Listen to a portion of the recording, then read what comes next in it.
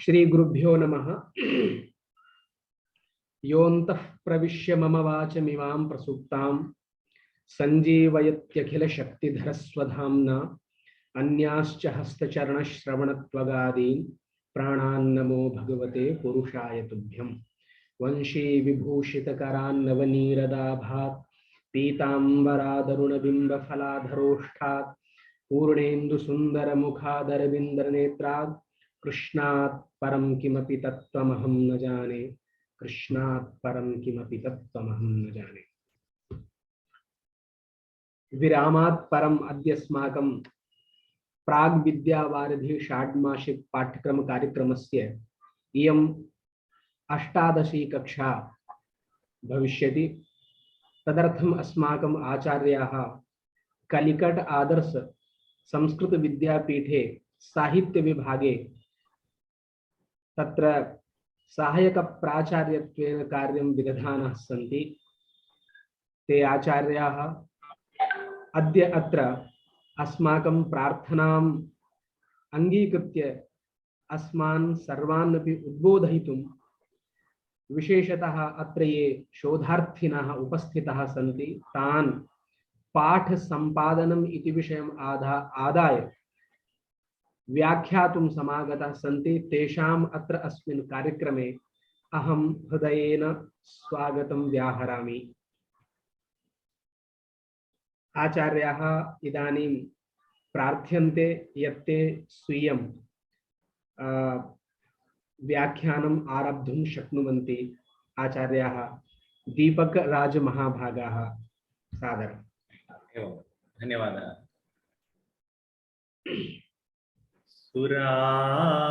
सुरासेवितपादपङ्कजा करे विराजत कमनीय पुस्तका विरिञ्च पत्नी कमलासनस्थिता सरस्वती नृत्यतु वाचि मे सदा।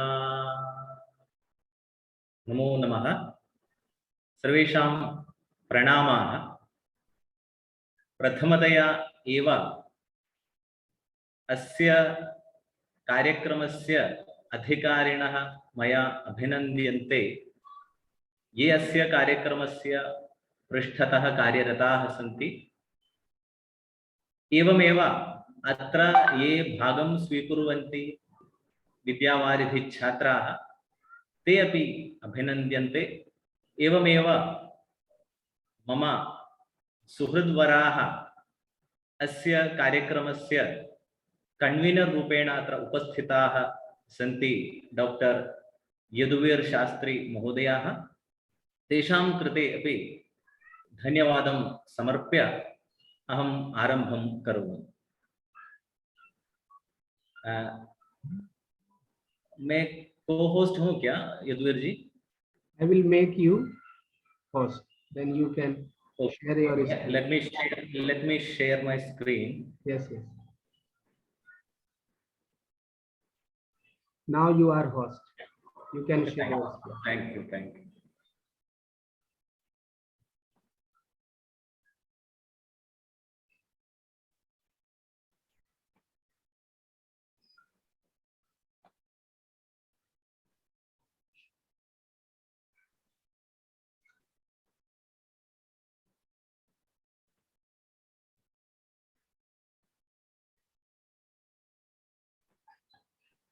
दृश्यते वा? दिखाई दे रहा है? दृश्यते जी। मैं थोड़ा सा संस्कृत में और हिंदी में इसका व्याख्यान करना चाहूँगा। हमारा आज का टॉपिक है पाठ संपादनम। अयं विषयः शोधकार्ये अत्यन्तं प्रधानः विषयः। एवं ये शोधकार्यं कुर्वन्ति तेषां कृते अत्यन्तम् उपकारप्रदः अपि भवति अयं विषयः। तर्हि पहले हमको सोचना है ये पाठ संपादन क्या है। यहाँ पे दो शब्द हैं, एक है पाठ दूसरा है संपादन। संपादन हम सभी जानते हैं, इंग्लिश में एडिटिंग बोलते हैं। तो पाठ क्या है? मैं थोड़ा सा, ये बहुत गहन विषय है, फिर भी इसका एक संक्षेप रूप से मैं आपके सामने पुरस्कृत करना चाहता हूं। अभी देखिए, हम पहले देखते हैं पाठ या पाठ्य ग्रंथ क्या है। तत्र व्युत्पत्तिः एवं वक्तुं शक्यते, यः श्रूयते, यः पठ्यते, सः पाठः। उसका मतलब है कवि या शास्त्रकार की किसी भी कृति जो मौखिक परंपरा से या लिखित परंपरा से संचरित हुई हो, उसे पाठ या पाठ्य ग्रंथ कहते हैं। उदाहरण हम देखेंगे, अभी आज का नहीं, पुराना ही ग्रंथ हम देखेंगे तो अभिज्ञान शाकुंतल है हमारे सामने, नाट्य शास्त्र है, ये सब इस प्रकार से आए हैं ये जो ग्रंथ है। तो कवि या शास्त्रकार की किसी भी कृति जो मौखिक परंपरा भी हो या लिखित परंपरा हो, ऐसे संचरित हुई हो, उसे पाठ अथवा पाठ्य ग्रंथ कहते हैं। तो हम पाठ के रूप में क्या क्या ले सकते हैं। देखिए, एक तो ऐसा है, 4 पॉइंट है उसमें। ऐतिहासिक सूचना देने वाला कोई भी लिखितांश पाठ के रूप में हम ले सकते हैं। ऐसे धार्मिक ग्रंथ, भगवत गीता, ऐसे धार्मिक ग्रंथ, स्मृतियां ले सकते हैं। मानवीय संवेदनाओं से संबंध, काव्य, साहित्य, नाटक, सब कुछ, दृश्य श्रव्य काव्य इसमें आते हैं। एवं ज्ञान एवं विज्ञान का निरूपण करने वाले सभी प्रकार के लिखित प्रपत्र इसमें हो सकता है पाठ के रूप में। तो हम एक बार देखते हैं एनसाइक्लोपीडिया इसके बारे में क्या बोलते हैं। हम रिसर्च के स्टूडेंट्स हैं, इसलिए थोड़ा सा इसका भी ज्ञान अनिवार्य है, इसलिए थोड़ा सा एनसाइक्लोपीडिया का भी मैं यहाँ पे उल्लेख करता हूँ। What is text? The English word for पाठ टेक्स्ट है। Texts may be either autographs or they may be transmitted texts.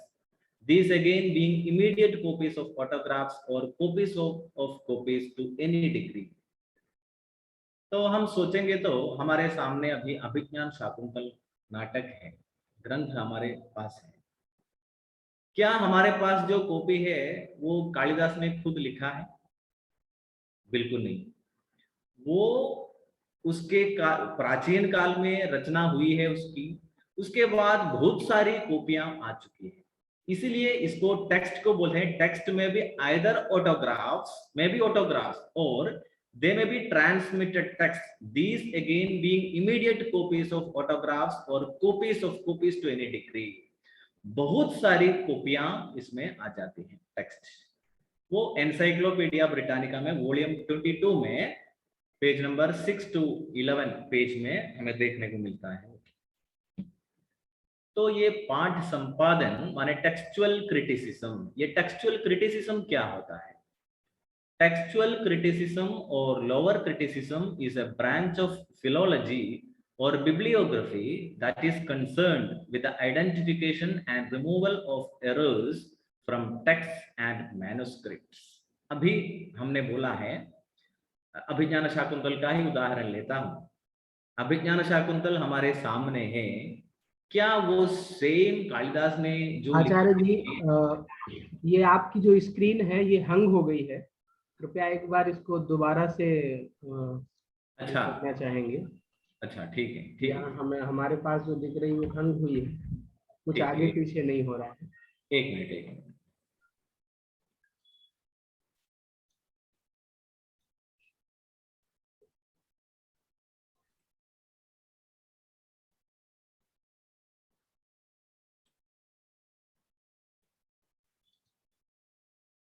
अभी दिख रहा है? हाँ हाँ, अभी दिख। टेक्सचुअल क्रिटिसिज्म वही आ रहा है ना? हाँ, वही। ठीक है, ओके। तो टेक्सचुअल क्रिटिसिज्म और lower criticism is a branch of philology और bibliography that is concerned with the identification and removal of errors from text and manuscripts. ये प्रक्रिया की जाती है। अर्थात तानि अभिज्ञान शाकुंतलं कालिदासेन यद् नाटकं विरचितं तेन लिखितं तदेव कोऽपि अद्य उपलभ्यते इति नास्ति। तत्र बहवः तत्र कोऽपि एवं कृतवन्तः। तर्हि कोऽपीकरणे किं भवति, तत्र दोषाः आगच्छन्ति एव। देखिए, मैं अभी एक पत्र आप सबको देता हूं, एक पत्र में 10 सेंटेंस 10 वाक्य लिख के सबको देता हूं और सभी उसके कॉपी करते हैं। क्या मैंने जो दिया है वो सही आता है? नहीं, बिल्कुल उसमें गलतियां आ सकती है, भेद आ सकता है, कुछ भी आ सकता है। ऐसे ही ये प्रक्रिया है, अस्यां प्रक्रियायामपि एवमेव भवति। ततः इदानीम् अभिज्ञानशाकुन्तलस्य यत् कोऽपि एवं कृत्वा जातमस्ति, तत्र भिन्नभिन्नाः दोषाः आगन्तुमर्हन्ति, आगताः अपि सन्ति, एवं भिन्नपाठाः अपि तत्र आगच्छन्ति। इत्युक्ते टेक्स्चुअल क्रिटिसिज्म इति अनुसन्धानस्य कार्यं तदेव भवति। तदत्र स्पष्टमुच्यते, the textual critic seeks to determine the original text of a document or a collection of documents which the critic believes to come as close as possible to a lost original or some other version of a text as it existed in the past. अर्थात original यत् text अस्ति तस्य अन्वेषणं भवति पाठसम्पादनम् इति शोधप्रक्रिया इति सामान्यतः वयं वक्तुं शक्नुमः।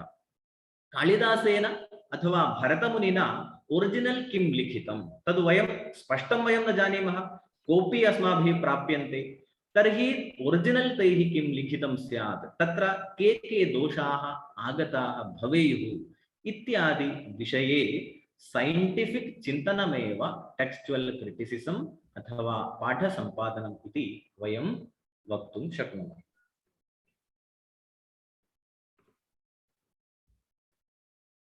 जी, नेक्स्ट स्लाइड आ रहा है हिंदी में जो है, आगच्छति जी जी, वही वो इंग्लिश में जो लिखा है उसका हिंदी थोड़ा ट्राई किया हूँ। देखिए, पांडुलिपियों में संचरित हुए अशुद्ध पाठ में से जो प्राचीन या प्राचीनतर हो, ऐसे तथा अधिक श्रद्धेय या मौलिक हो, ऐसे पाठ की गवेषणा करके उसको शुद्ध करके पुनः प्रतिष्ठित करना पाठालोचन का लक्ष्य है। तो ये पाठालोचन का, पाठ संपादन का, क्रिटिकल एडिशन का क्या लक्ष्य है, तो लक्ष्य पहले जानना चाहिए। तो जो उस कॉपियों में, पांडुलिपियों में संचरित हुए अशुद्ध पाठ में से जो प्राचीन है वो हमें ढूंढना है, जो प्राचीनतम है वो शुद्ध हो सकता है। इसलिए पाठ में से जो प्राचीन या प्राचीनतर हो ऐसे तथा अधिक श्रद्धेय या मौलिक हो, मौलिक का मतलब है अत्र ग्रंथकार को अभीष्ट पाठ, मतलब maximum close to the writer इति अर्थः। मौलिक हो ऐसे पाठ की गवेषणा करके उसको शुद्ध करके पुनः प्रतिष्ठित करना पाठालोचन का लक्ष्य है। जो भी उसमें त्रुटियां आ गई है उसको सुधारना बहुत इंपॉर्टेंट लक्ष्य है पाठ संपादन का अथवा पाठालोचन का। उसमें भी एनसाइक्लोपीडिया ब्रिटानिका वॉल्यूम 22 पेज 6 में ऐसा लिखा है, textual criticism a general term given to the skilled and methodical application of human judgment to the settlement of text. By a text is to be understand a document written in a language known more or less to the inquirer and assumed to have a meaning which has been or can be ascertained. The aim of the textual critic may then be defined as the restoration of the text as far as possible to its original form, the form intended by its author. This is the important point. Important point इसमें ये है, original form यद् अस्ति, अर्थात लेखकेन यद् original लिखितं तेन यद् उद्दिष्टमस्ति वस्तुतः तस्य अन्वेषणमेव टेक्स्चुअल क्रिटिसिज्म इति एनसाइक्लोपीडिया अपि वदति। इसका मतलब ये है, it is a process of going back. बहुत पहले लिखा हुआ है ये जो ग्रंथ है, तो उसको ढूंढना मतलब 1 2 3 4 साल की बात नहीं है। It's a process of going back, point of beginning इति अर्थः। तो नेक्स्ट उसमें पाठालोचना के चतुर्विध सोपान है, वो भी संग्रह रूपेण अहम अत्र वक्तुम् इच्छामि। 4 सोपान है। एक ह्यूरिस्टिक्स अथवा अनुसंधान, सेकंड रिसेंशन अथवा संचरित पाठ परंपराओं में से वाचना निर्धारण करना तथा मूल आदर्श प्रति का पाठ ढूंढना। इदानीं मया उक्तं मूल आदर्श प्रतिः इत्युक्ते कालिदासेन यत् लिखितं, भरतमुनिना यत् लिखितं, तस्य आदर्श प्रतिः एका भवति, तस्य पाठस्य अन्वेषणं तत्र द्वितीय सोपानत्वेन भवति। तीसरा सोपान है एमेंडेशन अथवा पाठ सुधारना। ये बहुत ही इंपॉर्टेंट है। उसमें अगर उसमें कोई गलती आ गई हो तो उसको सुधारना शोधक का कर्तव्य है, तथा संस्करण। चौथा सोपान है हायर क्रिटिसिज्म अथवा उच्चतर समीक्षा। तो एक एक को हम लेके आगे बढ़ेंगे। फर्स्ट है इसमें ह्यूरिस्टिक अथवा अनुसंधान। फिर हम ऐसे विभाजन कर सकते हैं पाठालोचन का, द्विधा विभाजन। एक तो लोअर क्रिटिसिज्म है, दूसरा हायर क्रिटिसिज्म है। लोअर क्रिटिसिज्म में ये 3 आ जाता है, एक अनुसंधान, दूसरा संशोधन, तीसरा संस्करण। और चौथा सोपान हमने जो बोला है उच्चतर समीक्षा, हायर क्रिटिसिज्म, वो हायर क्रिटिसिज्म में आता है। उसका मतलब ये है परंपरागत अर्थात संचरित पाठ से अलग होकर सोचना। हमें थोड़ा अलग होकर सोचना पड़ेगा वहां पे। मतलब उस पाठ में परंपरागत रूप से जो आया है उसमें गलतियां हो सकती है, तो उसका चिंतन करना है। तो हमें अवश्य, विशिष्य संस्कृत अनुसंधान की बात मैं कर रहा हूं, हमें बेसिक संस्कृत व्याकरण का ज्ञान अनिवार्य है इसमें। यदि हमको बेसिक व्याकरण ज्ञान नहीं, हम संस्कृत ये मातृका में, पांडुलिपि में अनुसंधान करना बहुत मुश्किल हो जाएगा। तो इसमें फर्स्ट सोपान है अनुसंधान। तो अनुसंधान में 5 इति कर्तव्यताएं हैं। उसमें पहले आता है अधिकाधिक प्राप्य पांडुलिपियों का एकत्रीकरण। मतलब ये जो पांडुलिपियां हैं, भारत के नहीं, विश्व के बहुत सारे मैन्युस्क्रिप्ट लाइब्रेरियां हैं, वहां उपलब्ध होंगे। उसको क्या करना है, हमें जिसमें अनुसंधान करना है उस पांडुलिपियों का एकत्रीकरण हमको करना है पहले अनुसंधान में। दूसरा है सहायक सामग्री, मतलब टीका टिप्पणादि का संग्रह। वो सहायक सामग्री क्या है वो आगे मैं विस्तृत रूप से बताऊंगा आपको। तीसरा है प्राप्त की गई पांडुलिपियों में से अमुक का चयन, एक का चयन हमको करना है। मतलब मान लीजिए हम कुछ व्याकरण सिद्धांत कौमुदी का ये पाठ संपादन कर रहे हैं, बहुत सारी पांडुलिपियां हमको मिली है, तो एक आदर्श रूप से एक मैन्युस्क्रिप्ट का चयन हमको, एक पाठ का चयन हमको करना पड़ता है। वो तीसरा स्टेप में आता है। चौथा है संतुलन पत्रिका, इंग्लिश में कोलेशन शीट्स बोलते हैं, बनाना है। उसका उदाहरण सहित मैं आपको बताऊंगा, आगे स्लाइड में है। एवं पांचवा है पांडुलिपियों के वंश वृक्ष का निर्धारण करना। वंश वृक्ष के बारे में भी आगे स्लाइड में है। उसका मतलब ये है, एक नॉर्थ इंडियन परंपरा होंगे, उसमें साउथ इंडियन परंपरा होंगे। तो हमें पांडुलिपि, जो पांडुलिपियां मिली है उसके वंश वृक्ष का निर्धारण पहले हमको करना पड़ता है। आगे उसमें फर्स्ट है प्राप्य पांडुलिपियों का एकत्रीकरण। ये हम कैसे कर सकते हैं? उसके लिए आजकल बहुत सारे सुविधाएं हैं, इंटरनेट से हम कलेक्ट कर सकते हैं। एक है उसके लिए descriptive catalogues of Sanskrit manuscripts, पांडुलिपियों की विवरणात्मक सूची, वो किताब के रूप में भी मिलता है और इंटरनेट में भी हमको मिल सकता है। दूसरा है न्यू कैटलॉगरम, मद्रास यूनिवर्सिटी से पब्लिश हुआ है, वो उसका कैटलॉग है, मैन्युस्क्रिप्ट का कैटलॉग है। सारी इंफॉर्मेशन हमको वहां से मिल पाएंगे। सेकंड है सहायक सामग्री, मैंने बोला था टेस्टिमोनियल्स, वो क्या हो सकता है उसमें? उपलब्ध पांडुलिपियों में से जो संचरित पाठ होता है उसकी परीक्षा करने में सहाय करने वाली सामग्री को सहायक सामग्री कहते हैं। तो इसका मूल्य ऐसा है, ऐसी सामग्री बाह्य साक्षी एवं परोक्ष साक्षी के रूप में काम करता है, साक्षी के रूप में होती है। तो इसमें क्या क्या आ सकता है सहायक सामग्री में? नहीं तो सहायक सामग्री का संग्रह क्यों करना है, ये भी एक प्रश्न आता है हम पे।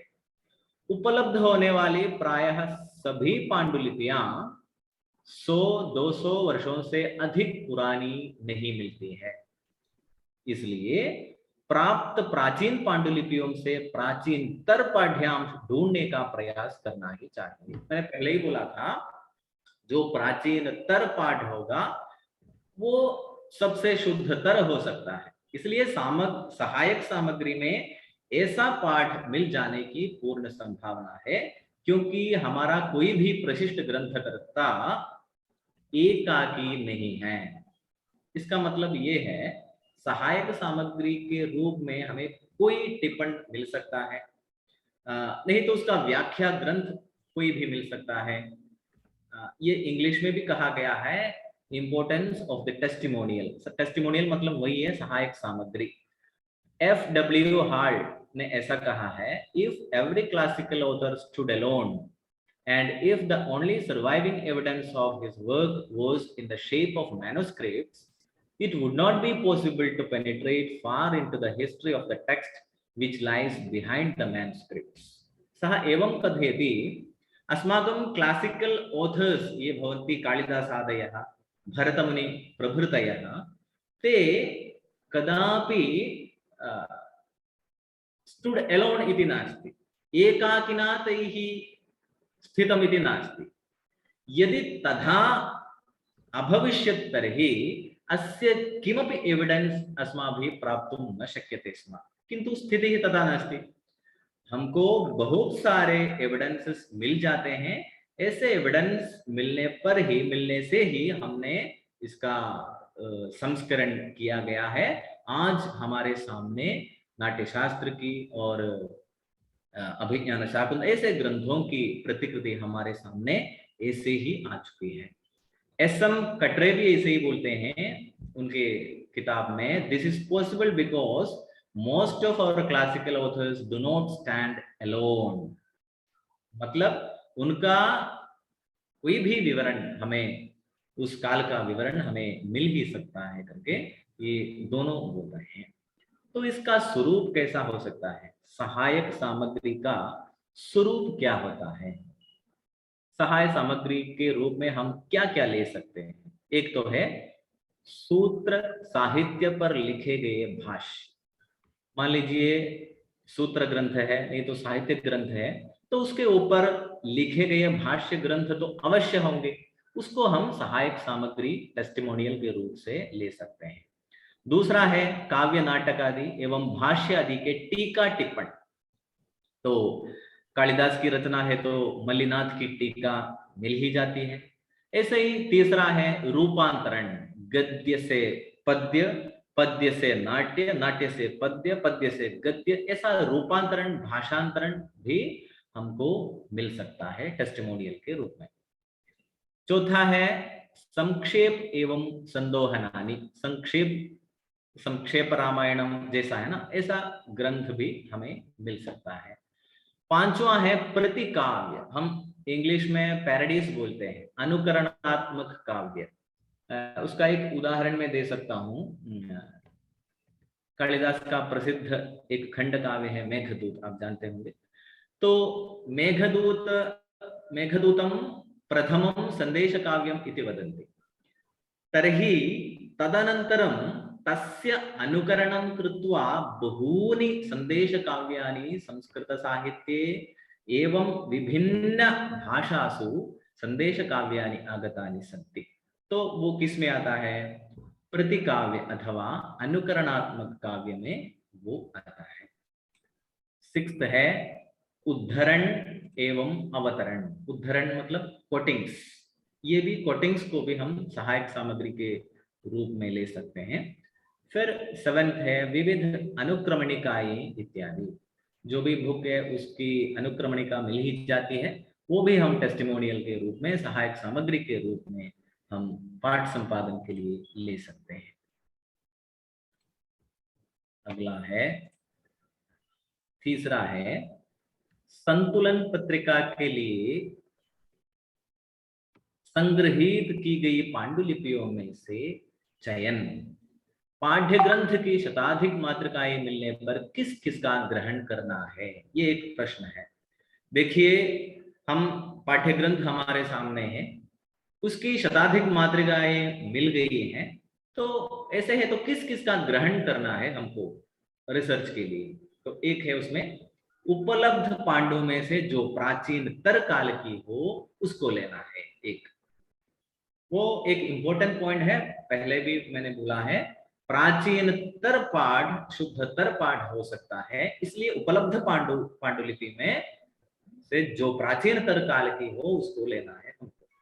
दूसरा है देश के सभी प्रांतों का प्रतिनिधित्व करने वाली, उदाहरण शारदा, नेवारी, मैथिली, बंगाली, उड़िया, देवनागरी, तेलुगु, ग्रंथ, मलयालम, ऐसे सभी प्रांतों का प्रतिनिधित्व उसमें होना ही चाहिए। हम जानते हैं शारदा लिपि में अगर ग्रंथ है तो वो कश्मीर की परंपरा है, ऐसे ही नॉर्थ की परंपरा है, ये जो नेवारी है, मैथिली है, बंगाली है, सब। ऐसे साउथ में हम आ जाएंगे तो तेलुगु है, ग्रंथ लिपि है एक, आज बहुत कम लोग जानते हैं ग्रंथ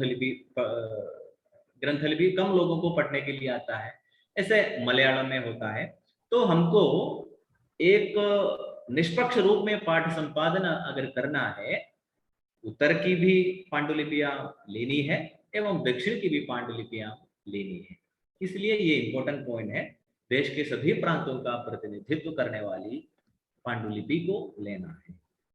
ऐसे तीसरा है जो पूर्ण हो, ये हमेशा संभव नहीं है, कभी कभी ऐसे ही होता है, जो मैन्युस्क्रिप्ट हमको मिला है वो अपूर्ण हो सकता है, फिर भी हमें 10-15 मैन्युस्क्रिप्ट मिला है तो उसमें जो पूर्ण है उसको लेना है। तो आदर्श रूप में जिसको लेना है उसको ये जो क्वालिटीज बताया गया है ये होना है। चौथा है प्रायः सुवाच्य हस्ताक्षर हो, पांडुलिपि में मातृका में जो हस्ताक्षर है वो सुवाच्य हो, इसी वो पढ़ने से हमें पता चलता है इसकी ये कैसा है, दोष सहित है, दोष रहित है, ये भी पता चलता है। इनमें अपवाद अवश्य कर सकते हैं। तो ऐसे संतुलन पत्रिका के लिए संग्रहित की गई पांडुलिपियों में से चयन कैसे करना है, किस किस का ग्रहण करना है, उसके बारे में यहाँ बोला है। नेक्स्ट है, ये पहले बोला था कोलेशन शीट अथवा संतुलन पत्रिका, ये क्यों चाहिए, इसका प्रयोजन क्या है?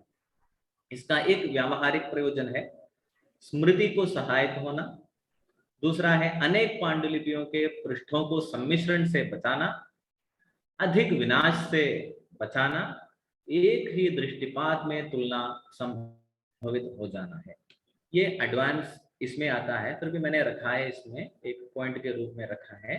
तात्विक प्रयोजन भी है, अनेक पांडुलिपियों के पाठांतरों का एक साथ में दर्शन हो। दूसरा है लिपिकारों की विशेषताएं स्खलन प्रमाद ध्यान में आए। तत्र किमस्ति, ये स्क्राइब्स भवन्ति ते अपि दोषम् आचरन्ति, ज्ञात्वा अपि आचरन्ति, अज्ञात्वा अपि आचरन्ति। यः कोऽपि प्राचीनं क्लासिकल किमपि काव्यं तस्य लेखनं करोति, स्क्राइब भवति, सः कदाचित् किं चिन्तयति, कदाचित् पण्डितः अपि भवितुम् अर्हति सः, स्वस्य पाण्डित्य प्रदर्शनार्थमपि सः किमपि योजयति। कालिदासेन एवं लिखितम् एतत् मास्तु, इससे अच्छा ये शब्द होगा करके जोड़ देते हैं। ऐसे भी लेखक होते हैं। तो लिपिकारों की विशेषताएं उसमें आता है, स्खलन होता है, प्रमाद होता है, ये ध्यान में आए, इसलिए संतुलन पत्रिका का प्रयोजन ये भी है। नेक्स्ट है अनुलेखनीय संभावनाओं का दर्शन होने लगे, पांडुलिपियों के अनुवंशिक संबंध को ढूंढ सके। वो वंश वृक्ष में आता है, वो आगे मैं बताता हूं। तो ये संतुलन पत्रिका की रचना कैसे की जाती है, ये अगर हम मैन्युस्क्रिप्ट लेकर पाठ संपादन हम कर रहे हैं तो ये बहुत ही इंपॉर्टेंट है। संतुलन पत्रिका की रचना तत्र बहुप्रचलित, वल्गेट बोलते हैं इंग्लिश में, पाठ का चयन। बहुप्रचलित पाठ का चयन मतलब जो प्रसिद्ध पाठ है उसका चयन, जो प्रथम श्रेणी में रक्तवर्णी स्याही से लिखा जाता है, वो उसका मॉडल मैं दिखाऊंगा नेक्स्ट स्लाइड में। वो श्रेणी में रक्तवर्णी स्याही से लिखा जाता है। सेकंड, संग्रहित पांडुलिपियों का सांकेतिक नामकरण करना। सांकेतिक नामकरण मतलब ऐसा है, मान लीजिए हमको एक पांडुलिपि मिली है कश्मीर से और वो शारदा लिपि में है, तो फर्स्ट मैन्युस्क्रिप्ट वो है, हम क्या नाम देंगे उसका, S1 करके देंगे, शारदा 1 MS ऐसे नाम कर सकते हैं। वो है संग्रहित पांडुलिपियों का सांकेतिक नामकरण करना। फिर सोचिए ग्रंथ लिपि में एक मिली है, एक मैन्युस्क्रिप्ट मिली है, तो उसका हम क्या नाम देंगे, GR1 MS manuscript, Grantha manuscript 1 ऐसे दे सकते हैं। तीसरा है विस्तृत फलक पर 2 मार्जिन एवं 16 स्क्वायर बनाना, आवश्यकता के अनुसार कम ज्यादा स्क्वायर हो सकते हैं। वो मैं वो टेबल दिखाऊंगा तब आपको पता चलेगा। केवल विषम पाठ तथा लिपिकार की अशुद्धियां लिखी जाती है, उसमें केवल विषम पाठ जो है उसको लिखते हैं तथा लिपिकार की अशुद्धियां भी लिखी जाती है वहां पे। आरंभिक मार्जिन में पांडु के संकेत ही लिखे जाते हैं। अभी मैंने बोला है वो संकेत MS1, ग्रंथा MS1 वही लिखी जाती है वहां पे। अंतिम मार्जिन में प्रक्षेप आदि की सूचना लिखी जाती है। प्रक्षेप आदि की सूचना अंतिम पंक्ति में की जाती है। मैं उसका एक उदाहरण आपके सामने रखता हूं। देखिए एक संतुलन पत्रिका का स्वरूप ऐसा होता है। देखिए फर्स्ट ये रक्तवर्ण स्याही से जो किया है वल्गेट ये होता है। फिर देखिए S1, उसका विवरण नीचे दिया है। S1 क्या है, शारदा ब्रैकेट में कश्मीरी मैन्युस्क्रिप्ट करके लिखा है।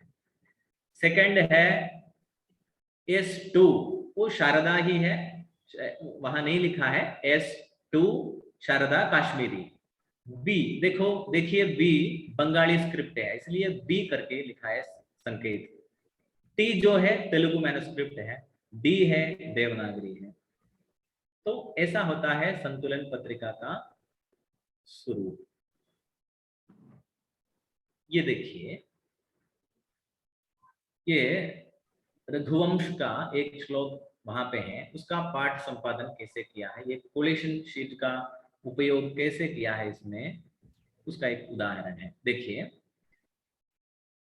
दिखाई दे रहा है ना स्लाइड जी? दृश्यते सम्यक।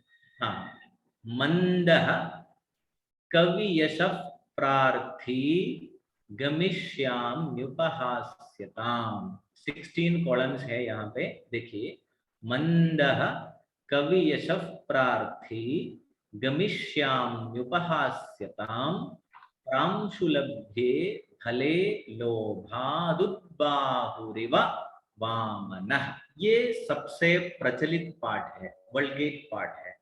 देखिए हमारे पास इतने मैन्युस्क्रिप्ट्स यूज किए हैं इसमें, एक शारदा में है, एक ग्रंथ में है, देवनागरी में 2 है, बंगाली में 1 है। देखिए शारदा में कोई भेद नहीं है इसलिए ऐसे ही रखा है। ग्रंथा मैन्युस्क्रिप्ट में आप देखिए यहाँ पे कोई प्रॉब्लम नहीं है, मंद कवियशः या वहां तक कोई प्रॉब्लम नहीं है, लेकिन यहाँ पे भेद है। प्रार्थी इस स्थान पर, प्राग के स्थान पर वहां पे प्रे लिखा है। थी की जगह पे वहां सु है, तो क्या हो गया वहां पे? मंदः कवियशः प्रेप्सुः, ये दूसरा पाठ ही बन जाता है। तो ये ग्रंथ लिपि में ये कैसे आया है? यही हमारा इसका लक्ष्य है, अनुसंधान का लक्ष्य है, पाठ संपादन का लक्ष्य है। फिर आगे देखिए, यहाँ पे भेद नहीं है, यहाँ पे नहीं है, यहाँ पे नहीं है। फिर गमिष्याम्युपहास्यताम इति प्रचलित पाठ है। इस ग्रंथा स्क्रिप्ट में क्या है? गमिष्याम्यपहास्यताम। तो यहाँ पे जो ये करता है, अनुसंधान करता है, उसको सोचना पड़ता है कालिदास ने क्या लिखा है होगा, यही अनुसंधान है। तो वहां पे व्याकरण का देखना पड़ता है, व्याकरण ज्ञान, क्या ये दोनों सही है? गमिष्याम्युपहास्यताम सही है, गमिष्याम्यपहास्यताम सही है। अगर दोनों सही है तो कालिदास ने क्या लिखा होगा? तो वहां पे हम कौन सा पाठ लेंगे, ये है। फिर दूसरी पंक्ति देखिए ग्रंथलिपि में ही, प्रांशुलभ्ये इति स्थाने अत्र आशुलभ्ये आशुलघ्ये इति अस्ति। वो घ्या कैसे होगा? आशुलभ्ये करेक्ट है, आशुलंघ्ये इति अस्ति।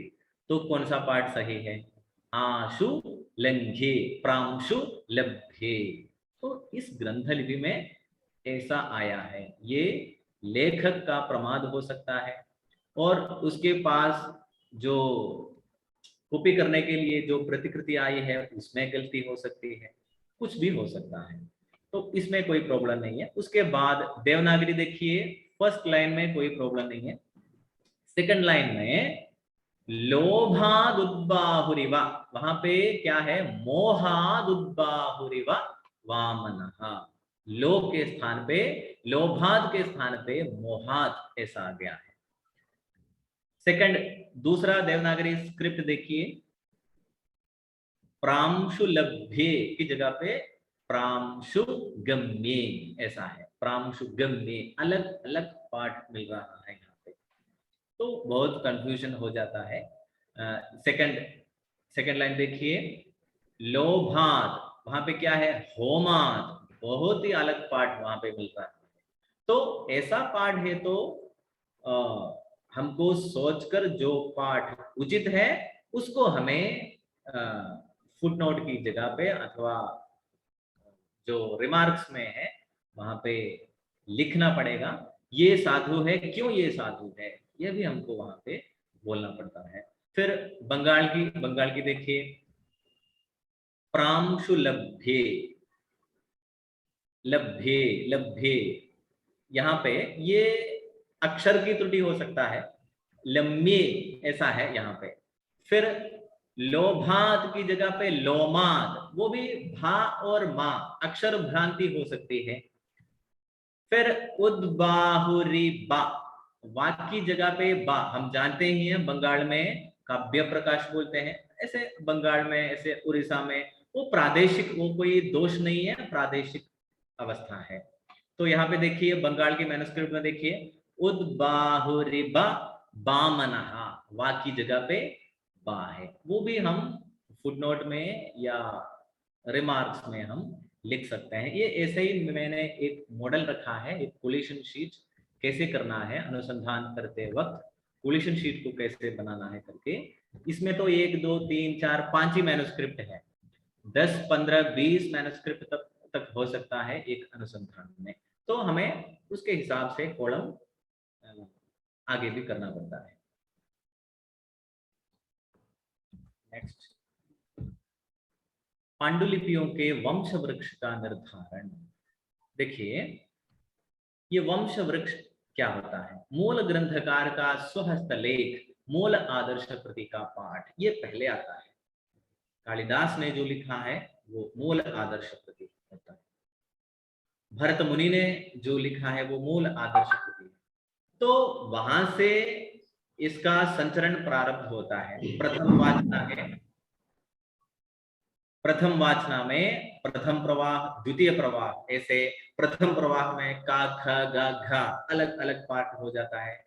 द्वितीय वाचना में ता, था बृहद पाठ परंपरा जाती है। फिर तृतीय वाचना में पा स्वतंत्र प्रवाह भी उसकी आती है। तो कालखंड के अनुसार इसमें बहुत सारे भेद या दोष त्रुटियां भी आ सकती है मैन्युस्क्रिप्ट में। एक उदाहरण देता हूं मैं, रामायण का एक वंश वृक्ष आप देखिए, वाल्मीकि रामायण का वंश वृक्ष है, दिखाई दे रहा है ना स्लाइड, यही स्लाइड दृश्यते। हाँ जी, देखिए वाल्मीकि से शुरू है। वाल्मीकि महर्षि ने लव कुश को सिखाया। उसके बाद देखिए उसकी कॉपियां, एक उत्तरी वाचना है, दाक्षिणात्य वाचना है। तो उत्तरी वाचना में एक पश्चिम, उत्तर पश्चिम, पूर्वोत्तर। पश्चिम में राजस्थानी, गुजराती, देवनागरी भी आती है। फिर उत्तर पश्चिम में काश्मीरी, शारदा, पूर्वोत्तर में नेवारी, मैथिली, बंगाली। तो देखिए कैसे कैसे गया है उसका। फिर दाक्षिणात्य वाचना देखिए, तेलुगु, ग्रंथ, मलयालम। तो इसके वंश वृक्ष से ये पता चलता है कि समीक्षित आवृत्ति में उत्तरी पाठ की अपेक्षा से दाक्षिणात्य को प्रथम स्थान दिया गया है। उसका एक कारण है, महाभारत का इसका उल्टा है। ये देखिए इसका कारण क्या लिखा है, दाक्षिणात्य वाचना अधिक श्रद्धेय मानी गई है क्योंकि उसमें प्राचीनतर आर्ष रूप अधिक सुरक्षित रखे गए हैं। ये पंडितों का मत है कि रामायण दाक्षिणात्य वाचना अधिक श्रद्धेय मानी गई है क्योंकि उसमें प्राचीनतर आर्ष रूप अधिक सुरक्षित रखे गए हैं करके। यही हम महाभारत का देखेंगे तो इसका उल्टा है। देखिए व्यास जी से गणेश जी, वैशंपायन आदि, फिर वैशंपायन आदि से एक उत्तरी वाचना गई है, दाक्षिणात्य वाचना गई है। बस आदि पर्व का मैंने यहाँ सूचन किया है। देखिए आदि पर्व में 8460 श्लोक है उत्तरी वाचना में। तो उसमें एक शारदा है, काश्मीरी है, फिर देवनागरी है, नेवारी है, मैथिली है, बंगाली है। वहीं आप देखिए दाक्षिणात्य वाचना में आदि पर्व में 9984 श्लोक है। अंतर देखो कितना बड़ा है। तो कम प्रक्षेप वाली उत्तरी वाचना अधिक श्रद्धेय मानी जाती है। तो ये दाक्षिणात्य वाचना में प्रक्षेप बहुत ज्यादा है। उसका मतलब ये है जो भी उसका स्क्राइब है, कॉपी जिसने किया है, उन्होंने बहुत सारे श्लोक वहां पे अपनी मर्जी से ऐड किया है, ऐसा आता है। इसलिए महाभारत के वंश वृक्ष में कम प्रक्षेप वाली उत्तरी वाचना को अधिक श्रद्धेय मानी गई है। आगे ये मैंने ये 45-50 मिनट में इसका एक विहंग वीक्षण ही दिया है क्योंकि ये बहुत गहन विषय है। तो अनुसंधान इज इक्वल टू पश्चात संधान। मूल ग्रंथकार के समय की अपेक्षा से आज मिलने वाली पांडुलिपियां अधिक अर्वाचीन होती है, जानते हैं। अतः ग्रंथकार के द्वारा अतीत में क्या लिखा गया होगा ये ढूंढने के लिए सहायक सामग्री एकत्रित करना एवं वंश वृक्षादि की प्रक्रिया करना उपकारक सिद्ध होता है। तो उसका मतलब ये है ग्रंथकार के द्वारा अतीत में क्या लिखा गया होगा, ये अन्वेषण है, ये अनुसंधान है, पाठ संपादन अथवा पाठालोचन और क्रिटिकल एडिशन। तो लेखक के बारे में मैंने बोला है, लेखक बस एक इंस्ट्रूमेंट है। वो उनके सामने जो कॉपी आई है उसकी कॉपी करती है बस। देखिए एक इंटरेस्टिंग श्लोक है, एक मैन्युस्क्रिप्ट में है, उसके साथ मैं इस क्लास को कंक्लूड करता हूं। एक स्क्राइब ने ऐसा लिखा है, एक मैन्युस्क्रिप्ट के अंत में है, यादृशम पुस्तके दृष्टम तादृशम लिखितम मया यदि शुद्धम अशुद्धम वा मम दोषो न विद्यते। यही प्रक्रिया है स्क्राइब की। देखिए, यादृशम पुस्तके दृष्टम, मैंने ऐसे ही लिखा है, जो मेरे पास जो कॉपी आई है उसमें जो देखा है मैंने वही लिखा है। यदि शुद्धम अशुद्धम वा, उसमें दोष हो, वो पाठ शुद्ध हो, मम दोषो न विद्यते, मेरी गलती कोई उसमें नहीं है करके ऐसे एक मैन्युस्क्रिप्ट के अंत में एक स्क्राइब ने लिखा है। इसी से हमें पता चलता है कि कैसे त्रुटियां आ जाती है पाठ संपादन में, कॉपी करने में कैसे त्रुटियां आ जाती है, ऐसे ही हमको पता चलता है। अभी इसी के साथ मैं अपनी वाणी को यहाँ पे विराम देता हूँ। मैंने पहले ही बोला था, एक विहंग वीक्षण किया है, बहुत बड़ा ही टॉपिक है ये। उसका मुझे ऐसा लग रहा है कि आपको एक सामान्य पाठ संपादन क्या है, क्या प्रक्रिया है करके आपको उसका एक सामान्य रूप मिला होगा। सभी को और एक बार धन्यवाद कहकर मैं अपनी वाणी को विराम देता हूँ। नमस्ते। आचार्य जी को बहुत बहुत साधुवाद। उन्होंने अपना बहुमूल्य समय निकाल करके, चूंकि विद्यार्थी जो शोधार्थी हैं उनको ये समझना है कि 1 घंटे की कक्षा में किसी भी विषय पर विस्तृत चर्चा करना मुश्किल है। इसलिए प्राक विद्यावारिधि पाठ्यक्रम में स्मरणात्मिकाएं ही कक्षाएं होती हैं। आपने जो पहले कभी सुना है, पढ़ा है, उसका हम लोग स्मरण कराते हैं। क्योंकि पाठ संपादन अत्यंत गंभीर विषय है, आचार्य जी ने मुख्य बिंदुओं को रखा कि कैसे हम पाठ संपादन कर सकते हैं। ये उनके लिए अति उपयोगी होगा जो पांडुलिपि लेकर के अपना शोध कार्य करना चाहते हैं, उनके लिए। तो आचार्य जी को, आदरणीय दीपक राज जी को बहुत बहुत धन्यवाद। उनकी ये कक्षा आज है, द्वितीय कक्षा भी वो 17 को है या 15 को है, देखिए 15 को है। तब एक बार फिर मिलेंगे, लेकिन कल पुनः हमारी एक कक्षा होगी सुबह 9 बजे से। और तब तक के लिए सभी को धन्यवाद। और हम लोग फिर कल मिलते हैं, प्रातःकालीन कल कक्षा होगी। ये आज जो कक्षा हुई है वो विशेष परिस्थिति में 4:30 बजे की गई है, लेकिन जो पहले हमारा चल रहा था उसी क्रम में सुबह 9 से 10 फिर से कक्षा होगी। आचार्य जी को बहुत बहुत धन्यवाद। जी जी, आपको भी बहुत धन्यवाद और सभी को प्रणाम। प्रणाम। ठीक है, पुनर्मिलामः। पुनर्मिलामः।